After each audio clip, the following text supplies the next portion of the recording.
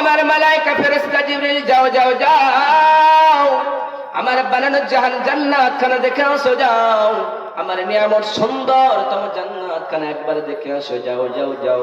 জিবরিল আমিন গেলেন জান্নাত খানা দেখে আসলেন। জান্নাত খানা দেখে আসানোর পরে আল্লাহকে বললে, মাওলা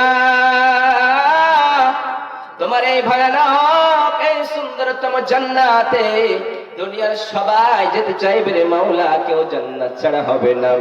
আবার আল্লাহ বললেন, জিবরিল রে যাও যাও, আবার আমার জান্নাত খানা তুমি দেখে আসো যাও।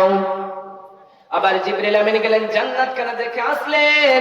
ওই জান্নাত খানা দেখানোর পরে এমন জান্নাতটাকে এমন কষ্টদায়ক জিনিস দিয়ে ঘেরা রয়েছে, এসে আল্লাহকে বলছেন, মাওলা এত কষ্টদায়ক শাস্তি দিয়ে ঘেরা রয়েছে, যারা দুনিয়ার জমিনে কষ্ট করবে তারা এই জান্নাতে যাবে।